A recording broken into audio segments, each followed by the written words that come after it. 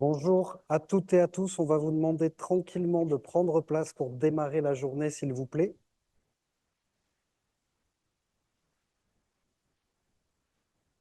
Comme Sarah et Emma vous l'ont expliqué un tout petit peu avant, nous vous avons mis un WooClap sous les yeux, enfin un QR code que vous pouvez scanner avec votre téléphone. Il y a des questions au départ qui ont été posées auxquelles vous pouvez répondre. Vous pouvez conserver ce QR code parce qu'au fur et à mesure de l'après-midi, vous allez pouvoir l'utiliser. Vous allez voir, on va vous expliquer un petit peu le principe des tables rondes interactives et pendant les tables rondes cet après-midi, vous allez pouvoir poser au fur et à mesure de ce qui va être discuté des questions pour lesquelles nous, on va, en tant que modérateur, essayer de les amener aux intervenants qui seront présents sur scène. Euh, on va démarrer la journée, Antoinette, si tu le veux bien, par ton introduction. Donc, le temps qu'Antoinette arrive, pour celles et ceux qui ne la connaissent pas, mais je crois que vous êtes peu nombreux dans la salle, Antoinette, elle est professeure des universités, professeure de psychologie, et elle est à la fois responsable de la CMR Père et Danse, donc CMR PASM, et responsable de la licence médiateur santé pro à l'Université de Bordeaux. Nous te cédons la parole. Merci, Julien. Tout le monde m'entend bien? C'est bon? Bon, bonjour à tous et tout d'abord, merci beaucoup d'avoir fait le déplacement pour partager avec nous cette première demi-journée de communication de la CMR Père et Danse en santé mentale. Alors, c'est la première, donc vous nous excuserez peut-être s'il y a quelques cafouillages, mais on s'exerce. Voilà. Cette première demi-journée de communication, donc elle est rendue possible surtout par l'équipe que je remercie chaleureusement pour avoir tout organisé pour que ça se passe bien cet après-midi. Euh, cette première demi-journée de communication elle est donc organisée par la CMR Père et Danse en santé mentale, une communauté mixte de recherche sur la pérédance en santé mentale qu'on vous présentera tout à l'heure et qui a débuté en 2023.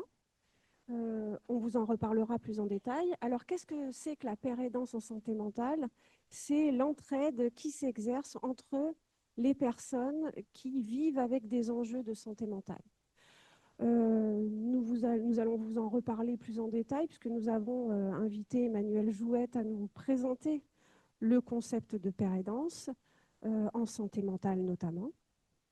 Et puis ensuite, nous aurons euh, plusieurs tables rondes, deux tables rondes, une consacrée à la formation à la pérédance en santé mentale et une consacrée à l'impact de la pérédance en santé mentale dans les pratiques de soins et d'accompagnement et auprès des personnes les plus directement concernées.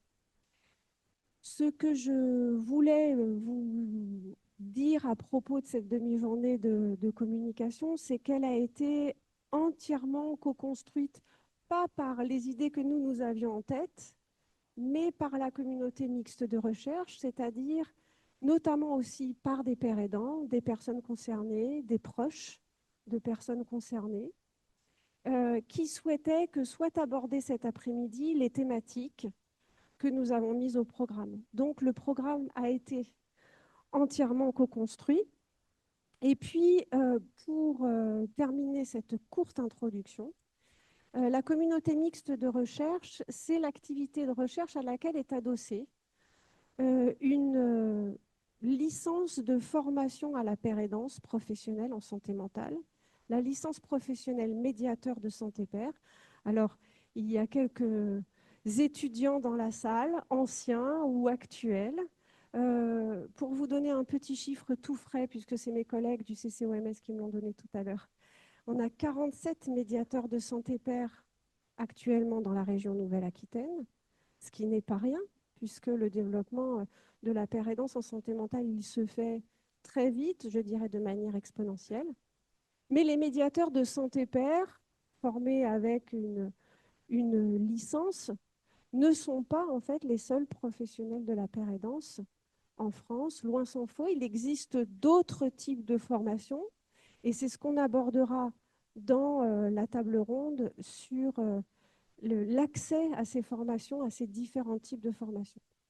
Donc, je remercie encore chaleureusement l'équipe d'organisation et puis je remercie très chaleureusement les personnes qui ont accepté de venir participer à cette demi-journée et de nous faire bénéficier de leurs expertises. Merci beaucoup.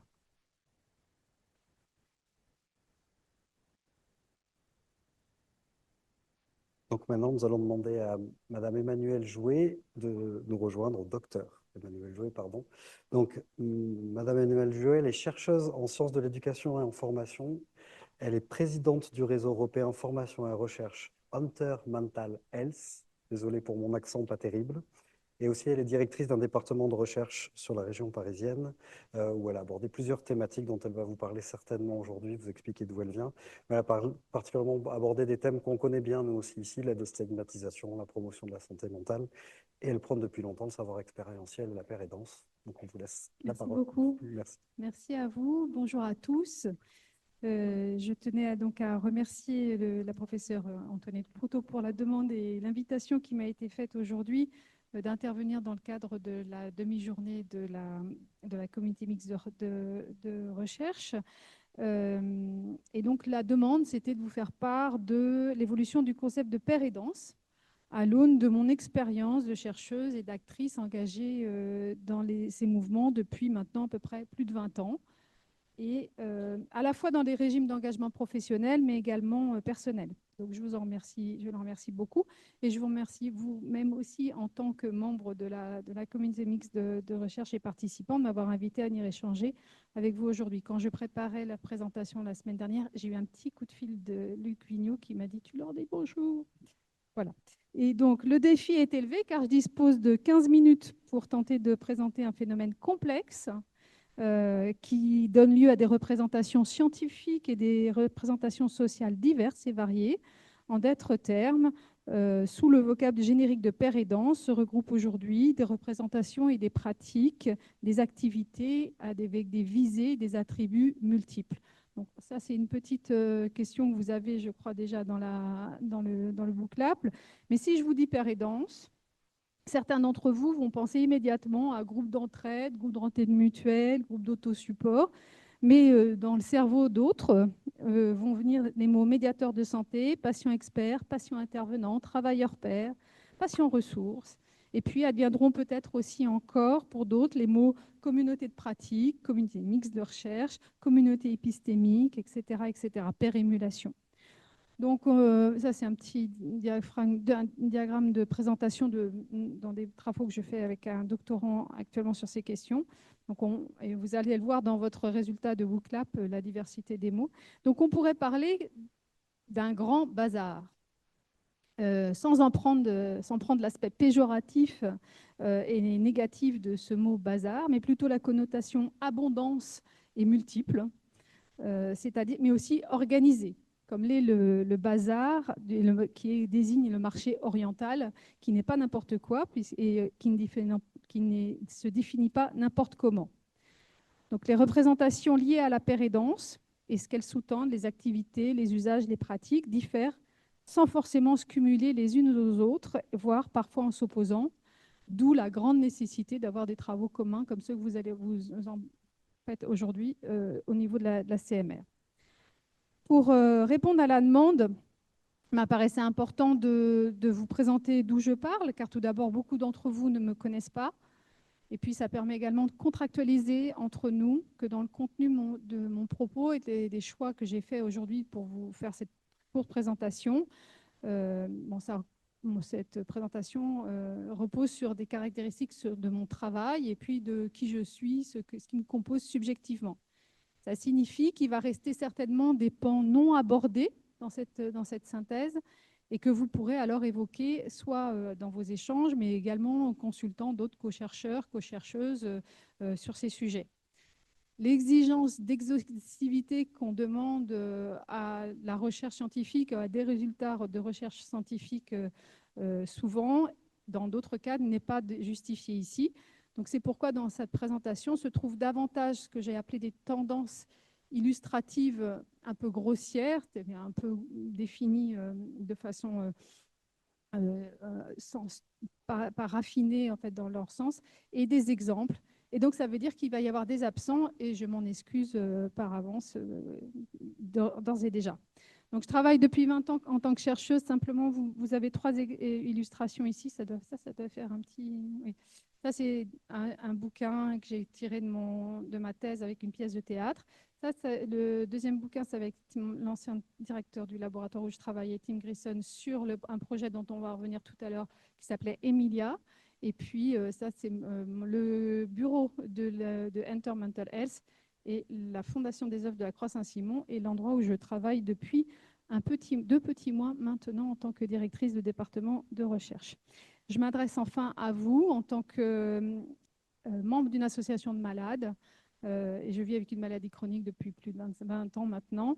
Et cette posture vient alimenter mes travaux de recherche et j'y tiens absolument de pouvoir le dire. J'ai pris ce petit temps-là de me présenter. Ça mange sur mes 15 minutes. Mais premièrement, ma maman m'a toujours dit qu'il fallait toujours se présenter quand on parlait aux gens. Et puis l'autre chose, c'est que ça vous permet de savoir d'où je parle et ce qu'il y a derrière aussi les propos qui vont être rapides ici. Donc le fil conducteur de cette présentation, c'est essayer de tenter avec vous là de présenter le processus de visibilisation de ce phénomène de la pérédance en santé mentale en France, dans les contextes sociaux et professionnels. On va essayer de faire ça. C'est un sacré défi. Hein. Donc, quelques définitions comparées. En gros, il y a beaucoup de définitions aujourd'hui. On en trouve, et sans entrer dans les détails, moi j'ai repris celle que j'ai trouvée le plus récente, l'HAS, celle de janvier 2025, donc c'est tout récent. Elle reprend celle de la dernière reco d'avant, mais elle la garde toujours. Et le constat est fait que la définition oscille entre un continuum entre entraide, accompagnement, au milieu desquels on va placer savoir expérientiel, relation, soutien, professionnalisation. Je trouvais c'est assez marrant. Hop là, il est en dessous. Ici, vous avez le Mental Health Foundation, c'est l'équivalent de France Santé Mentale. Vous voyez ce que c'est, ce réseau de professionnels, de personnes concernées en France qui fait beaucoup d'appui sur la santé mentale, qui en définit en anglais, en fait, voilà, on a une phrase, en France, on fait beaucoup, on explicite beaucoup les choses, mais c'est intéressant de voir la différence culturelle aussi, parce que ça vous concerne dans comment on va attraper le phénomène dont on parle et ce qu'on est en train de vivre, nous, et ce que vous êtes en train de vivre, vous. Donc, pour aujourd'hui, ce que je vais vous présenter, c'est on voit pas la dynamique en fait de l'évolution de la pérédance en santé mentale. J'ai pris j'ai fait quatre périodes. Avant 2000, de 2000 à 2012 parce que c'est la première promotion de la licence médiateur santé-père, de 2012 à 2020 parce qu'il y a quand même une rupture dans notre système de santé qui est le Covid, et puis 2020-2025, il y a une relance. Et à chaque fois, eh bien, j'ai pris des analyseurs, ce qu'on appelle des analyseurs. J'ai regardé c'était quoi les figures, les pratiques, des acteurs qui arrivaient, qui étaient dans ces différentes périodes, et aussi les lois et les cadres législatifs qui sous-tendent le développement de la pérédance sur les différentes périodes, et puis les dispositifs d'apprentissage, de formation qui se sont mis en place, qui ont été créés pour monter en compétence l'ensemble des acteurs et des parties prenantes. Ça va jusque-là? Ok. Si je les ai nommés, on reviendra en conclusion là-dessus. Voilà, j'ai donné ces différents mots. Je vous en parlerai par la suite. J'ai mis de côté toute la dimension conceptuelle et théorique parce que là, il faudrait l'après-midi, on a autre chose à faire. Donc, l'objectif est bien de montrer en fait comment en 20 ans, à peu près 20-25 ans, on est passé d'un phénomène de pratique d'usage qui était plutôt dans la culture populaire, dans la contre-culture même, à un phénomène qui ait fait son entrée dans la culture dominante. C'est ça qui se passe avec la pérédance. Donc si on reprend les figures, alors, la notion d'entraide, il y a des auteurs. Alors, ce n'est pas moi qui le dis, hein, tout ça. Là, je vous mets un peu les choses comme les auteurs le présentent. La notion d'entraide, là, vous le voyez maintenant, c'est Homo sapiens qui revient d'une partie de chasse. Des auteurs montrent en fait que c'est ce qu'on appelle un invariant anthropologique. C'est-à-dire que c'est quelque chose qui est partagé par l'humain depuis que l'humain est humain, l'entraide. Après, on fait un énorme saut dans le continuum historique. Je serais, s'il y avait des historiens dans la salle, ils ne vont pas aimer. l'histoire de la médecine, et de façon internationale, et vous allez le retrouver ça vraiment de façon régulière, cite systématiquement Jean-Baptiste Pussin, donc maintenant vous connaissez bien, comme la figure de proue ou le premier médiateur de santé père aidant dans le système de santé. Il était aux côtés de Pinel, il a soi-disant enlevé les chaînes des aliénés, etc. Mais c'est un symbole et c'est le storytelling à l'international que l'on donne aussi sur l'aliénisme et sur la psychiatrie française. Donc, il est là, c'est une figure qu'on donne. Mais en fait, avant toute cette période-là, la pérédance, le mot n'existe pas en tant que tel. On est sur l'entraide et ce sont des groupes qui viennent, des groupes d'autosupport, de self-care. On va retrouver dans les alcooliques anonymes. Ça, c'est. Il y a des spécialistes des séries Netflix ici. Personne ne reconnaît ça? C'est quoi? C'est Mom. C'est la série Mom. Très rigolo. Et donc, autrement, il y a les associations. On va retrouver dans l'entraide, en fait, dans les associations. À ce moment-là, il n'y a pas de présence, en fait, de personnes qui vont intervenir à partir de ce que l'on appelle la perspective patient dans les services de santé mentale, de psychiatrie. Un patient est un patient, il est dans son lit, etc. etc. On est plus à l'extérieur. Le deuxième moment, le temps des pionniers. Donc là, on va avoir sur cette période-là, de 2000 à 2012, des expérimentations. Donc il y a le projet européen Emilia dont je vous ai parlé, il y a les projets Un chez soi d'abord, il y a les projets médiateurs de santé père. Là, ce sont des figures de personnes en fait, qui ont œuvré à la mise en place de ces différents programmes. Et là, deux choses à vous dire là-dessus, c'est que premièrement, ce sont essentiellement des chercheurs et des chercheuses non concernés par la santé mentale, non ouvertement en tous les cas, et qui n'étaient pas déclarés et qui promeut et qui vont embarquer des personnes concernées. Mais il y a très peu d'usagers, très peu de patients-chercheurs, co-chercheurs à ce moment-là. Donc ça, c'est important parce que ça diffère aussi de comment la pérédance a pu être installée dans certains endroits dans d'autres pays. Et deuxièmement, au moment où l'on crée, alors ça, c'est ce chercheur et psychiatre Patrick Le Cardinal va donner une impulsion au CCMS. Il sera suivi au CCMS par son directeur et puis ensuite Bérénice arrivera un tout petit peu plus tard.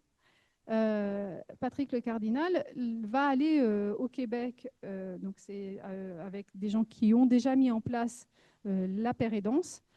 Une chose là, ce que je voulais vous dire, c'est une chose sur les mots en fait, c'est que médiateur de santé père, au moment où il y a eu un gros débat avec les associations, avec la FNAPSI, les associations souhaitant en fait garder le mot pérédance du côté de l'entraide, du côté du bénévolat, des associations, et médiateur de santé père, et aller davantage du côté du métier dès l'origine, c'est-à-dire s'adossant sémantiquement à des métiers qui existaient déjà, comme les médiateurs de santé, les médiateurs culturels et les médiateurs scientifiques. C'est important parce que ça donne une légitimité à cette notion de médiateur santé père. Et on peut se demander pourquoi, finalement, ce n'est pas devenu père aidant tout de suite. Mais c'est ça, en fait, le débat qu'il y a eu. 2012-2020, là, on y arrive dans la grande... je vous ai piqué notre jolie image. L'institutionnalisation, l'arrivée des premiers pères aidants dans les services, etc. Mais aussi le développement d'autres pratiques, des associations toujours plus nombreuses. Et puis, évidemment, le développement de la père aidance sur les réseaux sociaux, etc. Donc là, on voit qu'on a un mouvement qui est en train de se faire et qui est en train d'augmenter. Et le dernier, 2025, et là je vous épargne complètement tout ce qui est là, mais on voit qu'on a des pratiques nouvelles, on a des acteurs nouveaux, on est en fait dans une deuxième phase d'acteurs qui ont été formés à ce moment-là et qui vont prendre entre guillemets leur envol par rapport aux pionniers et qui vont installer des plateformes de pères aidants, etc., avec une notion d'indépendance, de distance avec ce qui a été créé au tout départ. Et puis, une dernière chose là-dessus, c'est que par rapport à mon histoire de départ, je vous ai dit la culture dominante, on assiste depuis 3 ans à l'avènement de festivals. Donc, on voit bien populaire donc dans la société, sur la santé mentale, sur la pérédance, etc. L'idée se diffuse en dehors de la psychiatrie et de la santé mentale. Les lois. Avant 2000, on n'a pas de loi concernant et pas de cadre national concernant la pérédance. On va s'appuyer sur les cadres de l'OMS, Charte d'Ottawa, etc. 2000-2012, là, on est en train de monter le cadre juridique de la démocratie en santé qui va être très, très aidant justement pour que la pérédance se développe. Je ne vous développe pas les... On vous donnera hein, le PowerPoint. 2012-2020, pareil, on arrive à quelque chose qui va s'implanter davantage, encore davantage. C'est-à-dire que pérédance va... Le mot... Autant le mot pérédance n'était pas présent dans la loi, dans les cadres de réglementaires entre 2000 et 2012. À partir de 2012, on va le trouver dans les cadres de loi de santé publique, dans la définition du travail social de 2017, etc. Ça vient vraiment supporter le développement possible. Et puis, vous avez la transformation de l'offre en 2019 avec cette notion d'autodétermination qui est très, très aidante et qui parle de la pérédance au niveau des personnes en situation de handicap. Là, la grande avancée sur cette période actuelle, c'est que vous avez des financements, CNSA, IRESP, FIRA, tout ça, c'est des organismes de financement qui ont des axes prioritaires pour qu'il y ait des recherches, des expérimentations et du déploiement pérenne sur la pérédance, comme la Fondation de France, par exemple, est en train de refondre son axe stratégique. Un de ses axes stratégiques, c'est la pérédance. Donc, elle va dans les années à venir, c'est un axe de financement possible. On a deux recommandations HAS sur ces questions-là, et il y en a une qui est en train de se mettre en place pour cette année. Et puis, un ensemble de groupes de travail sur la question de la professionnalisation du métier avec les pouvoirs publics et la qualité de soins. Ça, c'est pareil, c'est un énorme écart entre avant 2000 et maintenant, c'est-à-dire que dans les référentiels de certification des établissements médicaux, sanitaires, médico-sociaux, la pérédance fait partie d'un critère de qualité. Un petit dernier, j'ai fait des petites étoiles parce que je ne suis pas bonne avec PowerPoint. Les dispositifs d'apprentissage qu'on va trouver dans la période avant 2000. En fait, les gens, ça, c'est les chercheurs des sciences de l'éducation appellent ça learning by nannies. C'est-à-dire qu'on apprend en étant au contact de gens qui ont une situation, qui prennent soin de nous. Donc, ça s'appelle l'apprentissage vicariant. Là, en fait, l'apprentissage vicariant dans les groupes d'autosupport, c'est ce qui va se passer. Si, par exemple, vous le savez, vous êtes alcoolique anonyme, vous avez un parrain, une marraine, et ils vont vous permettre de devenir vous-même parrain ou marraine. Donc ça sans formation comme ça s'appelle, c'est par le faire en fait. Donc on a ça. Les dispositifs de validation des acquis d'expérience n'existent pas. Je rappelle que la VAE, c'est en 2002 au niveau européen. Et puis, il n'y a pas de dispositif formel. Il n'existe rien. En 2000, on va commencer à avoir notamment des choses sur les universités des patients, un peu partout en France, qui vont commencer à se mettre en place. Et puis sur les programmes, nous, avec Emilia, on faisait de la formation. Hein. Donc, on est en train de mettre ça.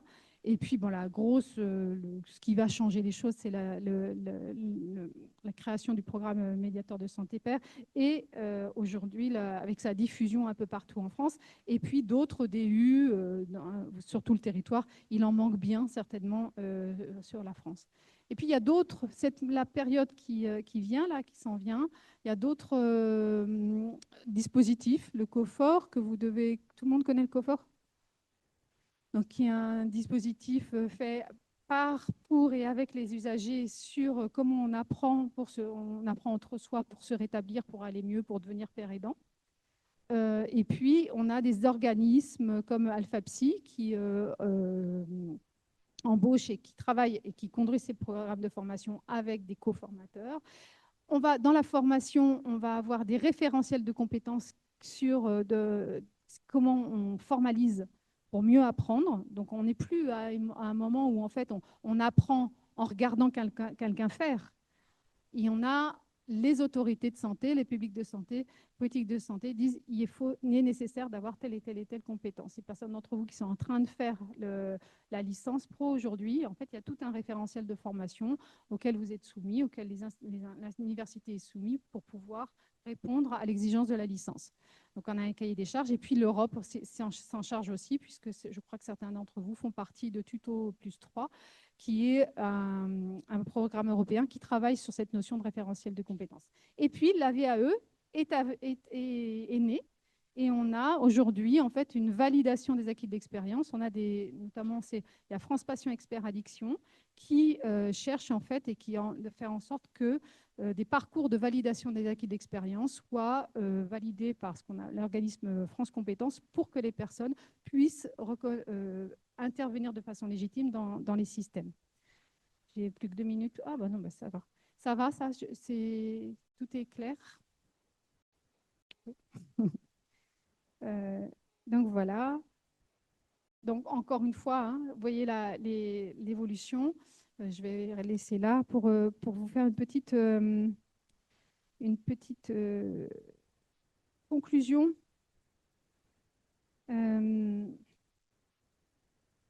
Excusez, c'est que voilà. Donc on voit bien en fait aussi l'autre chose, pardon, c'est que la paire aidance bénévole et l'entraide, elle existe toujours. Hein. Elle n'est pas du tout en dehors de ça. Là, j'ai pas mal accentué. Et ce qu'on voit, en fait, quand on regarde ce qu'est le phénomène de la pérédance, c'est que la pérédance professionnelle a pris une place vraiment importante, mais tout ce qui est pérédance bénévole, entraide, est aussi là et profite ou alimente la construction d'un prochain métier ou d'une professionnalisation de la pérédance.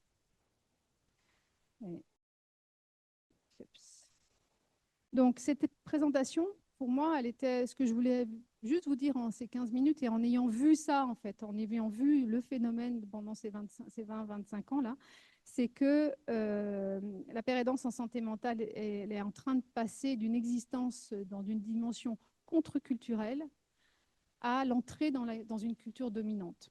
Donc, alors pourquoi je dis contre-culturelle ?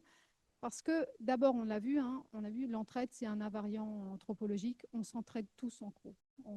L'être humain a cette caractéristique d'humain d'être dans l'aide. Et puis, quand il va s'épanouir dans le champ de la santé mentale et la psychiatrie, ça va d'abord et avant tout être du côté des associations, des self-help groups ou aussi en addiction, etc. Ce qu'il faut savoir, c'est que Alcooliques Anonymes, s'il y a le mot anonyme, c'est qu'il y a une volonté de rester anonyme. Donc, il n'y a pas la volonté de rentrer et d'une visibilisation dans un champ social où les choses seraient extrêmement visibles. Il y a cette notion-là. Donc, ce n'est pas un mouvement qui cherche à se répandre, mais pas de façon complètement visible. Donc, ça, c'est une première chose. Et puis, dans les associations, il y a beaucoup d'associations qui ont fait de l'entraide, que ce soit en santé mentale ou dans d'autres champs de la santé, en réponse et en alternatif à l'offre de soins diffusée par les hôpitaux ou les services de soins. C'était une réponse contre ou autre. Mais ce n'était pas une réponse pour en fait, aller dans le sens des services de soins. Donc, au départ, et à ce moment-là, on ne parlait pas complètement de pérédance. C'est venu petit à petit. On a utilisé ce mot-là et ce mot-là a été utilisé tant et si bien que moi, j'ai entendu des gens d'associations qui disent la pérédance, c'est né chez nous. C'est né dans les associations. Donc aujourd'hui, voilà d'où on part en fait. Et à l'heure actuelle, ce que nous sommes en train de vivre, c'est une entrée dans une culture dominante. Comment on peut le voir ça ? C'est d'une part, en dehors de la santé, la pérédance se propage dans d'autres sphères populaires et sociales, notamment via les réseaux sociaux. Les réseaux sociaux, c'est un endroit où il y a de la pérédance qui se fait de différentes formes, etc. Il y a des études qui le montrent et qui en parlent.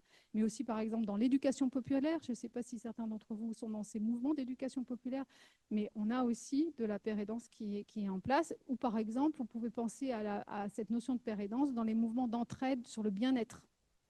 La santé, comment on fait pour aller bien, tout ce qui est développement personnel, bien-être, etc. Il y a de la pérédance et des pratiques de pérédance dans ces endroits-là. Donc, c'est quelque chose qui déborde en fait le champ de la santé mentale ou de la psychiatrie.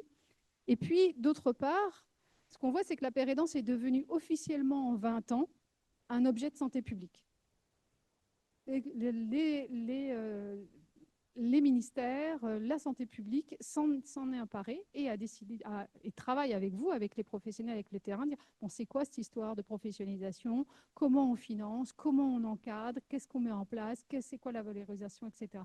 Parce que il y a du monde là, hein, quand vous voyez l'évolution, il y a beaucoup d'institutions et de parties prenantes. Donc ça, c'est une autre chose. Donc, une des dimensions qui est mise en avant et de façon évidente aujourd'hui, c'est la question de la professionnalisation, et ça, je pense qu'on va revenir là-dessus, d'un métier qui est au milieu, en fait, et qui devient un pilier de l'hôpital et, et des secteurs médico-sociaux et sociaux. La pérédance, c'est aussi dans un mouvement de normalisation et d'innovation, ça devient un élément d'un marché de la formation. Aujourd'hui, vous avez des gens qui sont en concurrence dans les organismes de formation pour faire de la pérédance.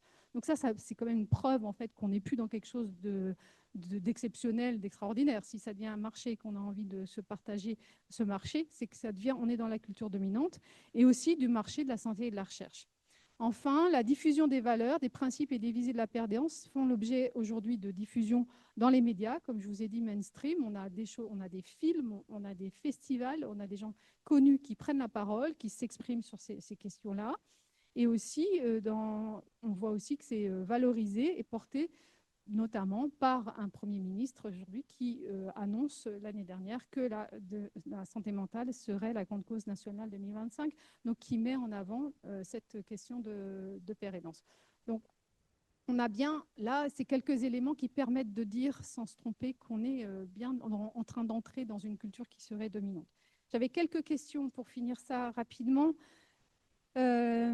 C'était pour, en travaillant sur cette présentation et puis à soumettre peut-être dans vos travaux futurs de la communauté mixte de recherche, c'est en matière de définition. Ça veut dire arrêtez-vous.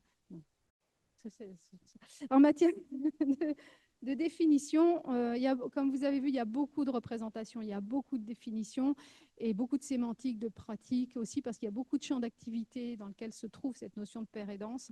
Donc, c'est intéressant de s'y mettre. Alors, il y a un groupe de travail de la Haute Autorité de Santé, mais ce n'est pas la même chose complètement que ce que peut faire une communauté mixte de recherche. Donc, je pense que ça peut être un enjeu intéressant, quitte à statuer au final qu'un terme générique, ce n'est pas possible, mais quand même donner des choses. Moi, j'ai lu, alors moi, j'ai utilisé le mot bazar, mais les gens disent que ce n'est pas un concept, c'est un mot valise, c'est un fourre-tout.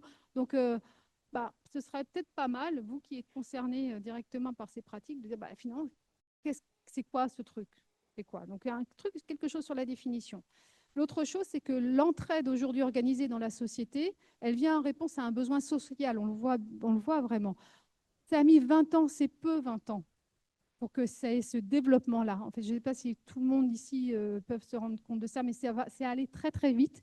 Et je vous en donne la comparaison, par exemple, le consensus sur la définition de la maltraitance dans les institutions, mais la maltraitance en général, ça a à peine 3 ans. Et en fait, aujourd'hui, vous n'avez toujours pas de personnes qui s'occupent de la prévention de la maltraitance dans les établissements des personnes en situation de handicap ou des personnes dans les EHPAD ou dans les endroits où se trouvent des personnes âgées en situation de handicap. Donc, malgré les crises successives et la dénonciation de la culture systémique. Donc, vous voyez bien qu'il y a des endroits et il y a des phénomènes comme la maltraitance institutionnelle où on n'a pas l'apparition d'acteurs qui vont aller dans le sens d'une action possible. J'ai vraiment presque fini. Il est ainsi nécessaire de se poser les bonnes questions sur les conditions favorables d'une généralisation qualitative et quantitative. En fait, ce qu'il faut vraiment vous poser comme question, c'est comment ça va durer tout ça. OK, ça se développe maintenant, mais est-ce que la grande cause nationale, est-ce que ça sert à quelque chose pour que ça se pérennise et afin que ça ne reste pas à un niveau de surface et à un niveau esthétique qui serait restreint à un cercle et aux initiés et aux défenseurs de la cause que vous êtes, vous. Et enfin, sur la professionnalisation, et ça c'est ma casquette de chercheuse en sciences de l'éducation, on se retrouve entre les tensions entre émancipation individuelle et émancipation collective versus de l'autre côté la normalisation, le cadre qui va venir dire le métier, c'est avec ces niveaux de référentiel, de compétences, etc. Vous voyez bien comment les hôpitaux ont tous cette armada, cet arsenal d'outils qui normalisent, etc. Est-ce qu'avec ça, on ne va pas... souvent, la question est posée, et à juste titre, à mon sens, est-ce que dans ces mouvements de professionnalisation, il n'y a pas l'invalidation de certains savoirs? Est-ce qu'il n'y a pas certains savoirs qui sont encore assujettis à une culture dominante? Il faudrait voir laquelle, ou des savoirs qui vont rester invisibles. Je vous remercie de votre écoute.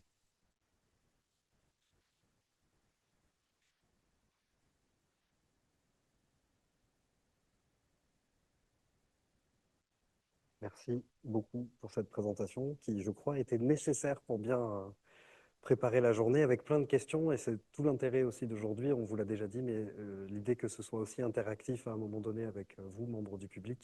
Donc vous pouvez garder des questions que vous auriez et que vous pourriez poser après.